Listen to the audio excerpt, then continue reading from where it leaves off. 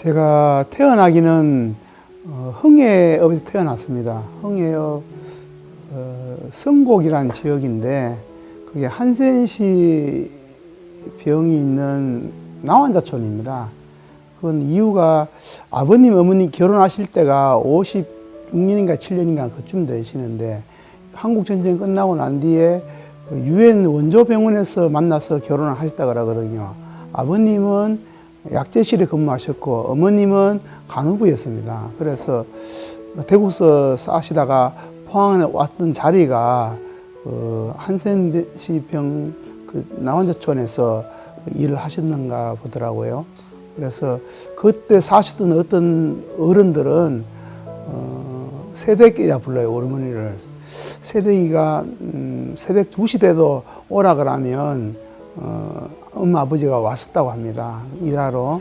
근데 그때 제가 이제 태어난 거죠. 너무 어려서 거기서 있지를 못해서 송도로 이사를 갔습니다. 그래서 2살 때부터는 송도에서 살았습니다. 그러니까 고등학교 마치고 대학 가기 전까지요. 근데 초등학교 입학하던 때가 기억이 납니다. 어머니 손잡고 71년도에 학교로 갔던 기억이 나고, 그리고 초등학교 1, 2, 3, 4, 5, 6, 6학년 공부도 뭐 꽤 잘했습니다. 반에서 뭐 2등, 3등 하고 했으니까. 근데 중학교가 이제 문제가 된 거죠. 중학교를 다닐 형편이 안 되는 겁니다, 저희 집이. 형은 서울서 대학을 다니고 있었고요. 서울대학교를 나왔는데 누나는 포항여고를 나왔어요. 그리고 내까지 이제 동기중학교 다니면 형편이 어려우니까 학교를 가지 마라 그러더라고. 공부가 아주 특출나지 않았는가 봅니다. 그래서 근데 그래도 친구들이랑 같이 뛰다니는 게 좋아서 신문 배달해서 다니겠다고 아버지께 말씀드렸던 기억이 납니다.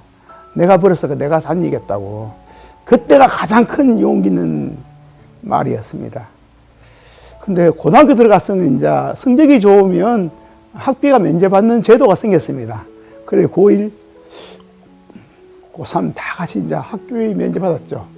그래가 대학을 가려니까 이제 또 마찬가지로 육군산업이 시험을 치면 붙는데 신체 검사라든가 뒤에 두 번째가 다 붙었는데 신원조에서 떨어졌습니다. 그래서 뒤에 이제 육군산학교를 못 가고 고려대학교를 가게 된 배경이 됩니다. 외가가 그리고 야학을 마치고 지역에 내려가서 몸이 좀 안 좋아서 포항에 내려왔다가 친구들과 함께 포항 지역에도 민주화운동이 필요하니까 지역운동을 해보자고 함께 결의하고 대학을 중퇴를 했습니다. 그리고 대학 중퇴하면서 생활이 어려우니까 과외 선생도 하다가 학원 선생도 하고 그랬던 기억이 납니다.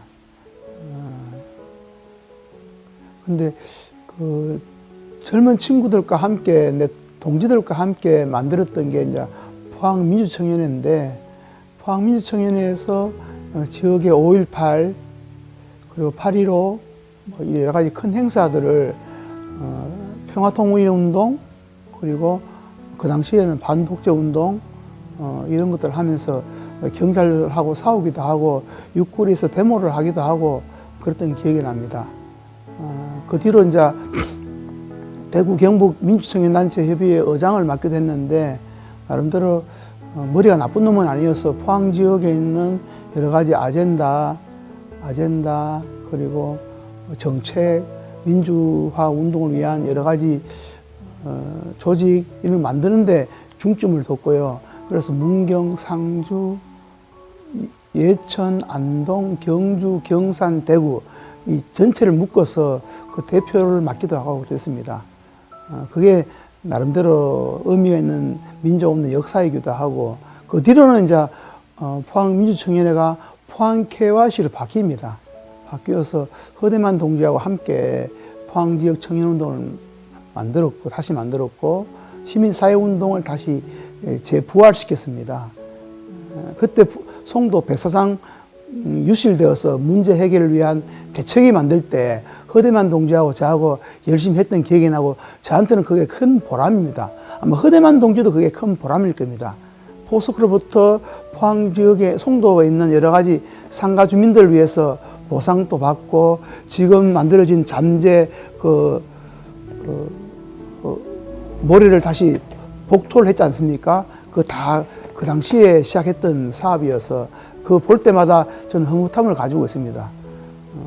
그래서 포항민주화운동 과정 속에서 뭐 국가본부 위반으로 감옥도 가고 했지만 어쨌든 크게 봤을 때는 우여곡절도 있고 제가 젊어서 뭐 잘못한 점도 있지 않겠나 싶은데 크게 보면 역사적으로 포항에서 나름대로 의미 있는 삶이었다고 생각하고 있습니다. 나는 더불어민주당이 포항 지역사회에서 어떻게 자리매김할 것인가, 그리고 어떻게 하면 이 어려운 질곡을 넘어설 것인가 하는 그런 대전환의 기획을 하고도 있습니다. 그런데 참 쉽지는 않겠다는 생각을 가지면서도 용기 내어서 그래도 더불어민주당을 지지해 준 분이 계시고 서민들이 많이 있기에 그 서민들과 함께 한다면 돌파 못할 일이 아니다 생각을 가지고 있습니다. 그래서 노무현 정부를 만들 때 함께 했던 유시민 작가님과 정치활동을 같이 시작했습니다. 그래서 개혁국민정당 포항남 울릉 지구당 위원장도 해봤고요.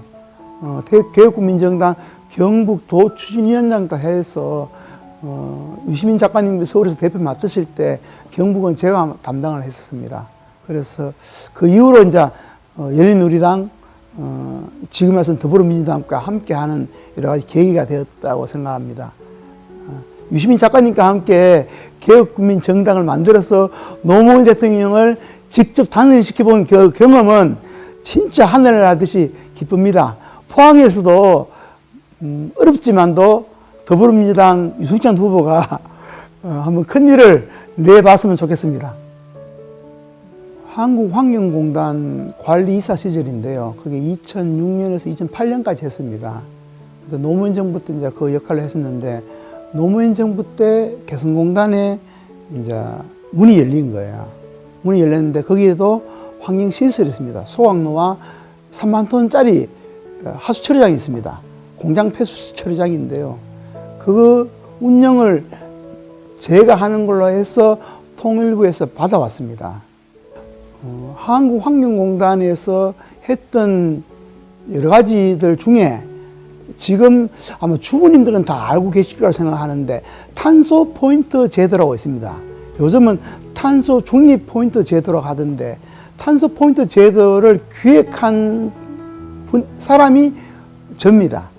왜 그런가 하면 그 탄소 포인트 제도를 관리사 파트에서 경영본부 쪽에서 맡았거든요. 그래서 그것을 어렌지에서 준비를 했는데 실행은 2009년에 됩니다.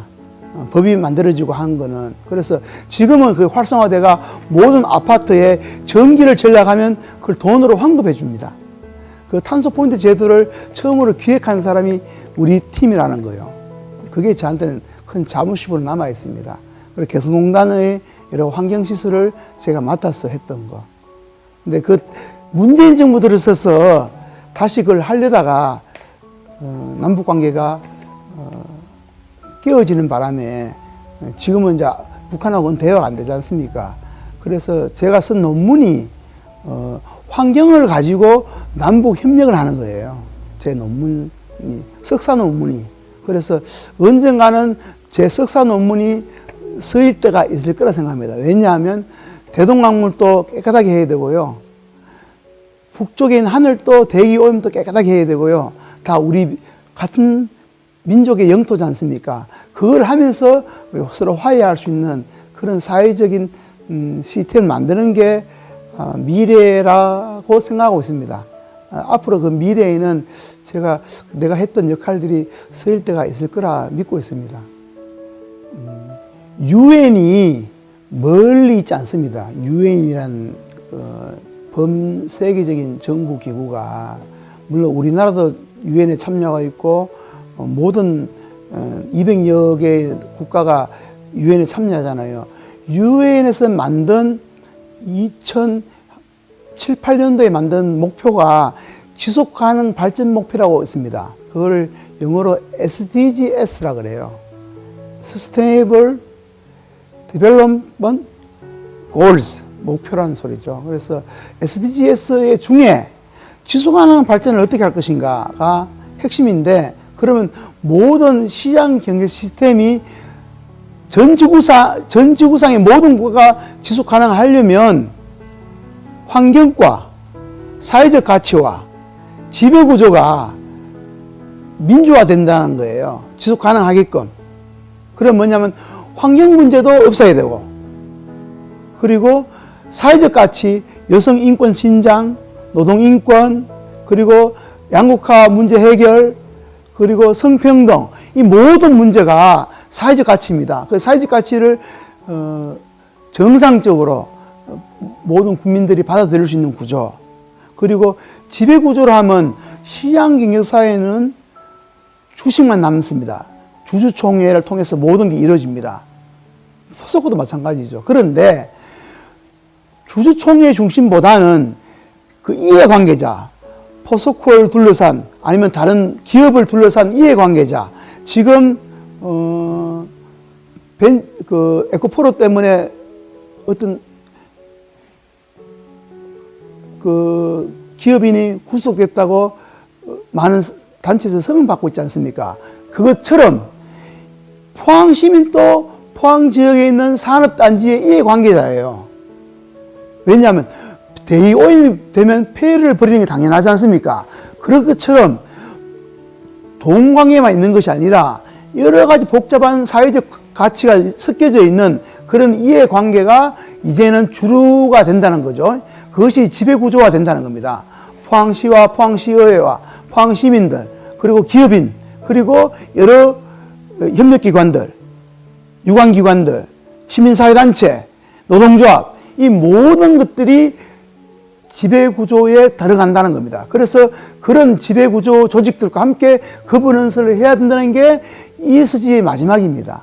첫 번째는 인바이러먼트, 환경이 먼저입니다. 그래서 포항 지역이 환경 문제가 없는 산업단지를 만들어야 되고요. 배터리 산업을 만들더라도 배터리가 약간 화학적 산업이거든요, 저게. 그러면 그 독성을 없앨 수 있는 여러 가지 또 기업들이 만들어져야 됩니다. 유관기관들이요. 유관기업들이. 그래서 그러한 것들이 함께 만들어지는 것이 ESG 경영입니다. 포항시도 그걸 아마 고가 점수에 반영할 겁니다, 아마. 그걸 잘하나 뭐하나. 쓰레기를 잘 버리나 못 버리나 것도 따라집니다. 그래서 쓰레기를 잘 버리나 못 버리나도 따라갑니다. 그래서 모든 공직자, 시민사회에서 그러한 ESG 경영이 팽창하고 확대될 때 포항 지역사회가 친환경 도시가 된다는 거죠. 그래서 친환경 도시를 되는 것이 포항 시민들, 아마 오천 주민이나 청림이나 해도나 이런 분들 인덕 다 아마 소망일 것입니다.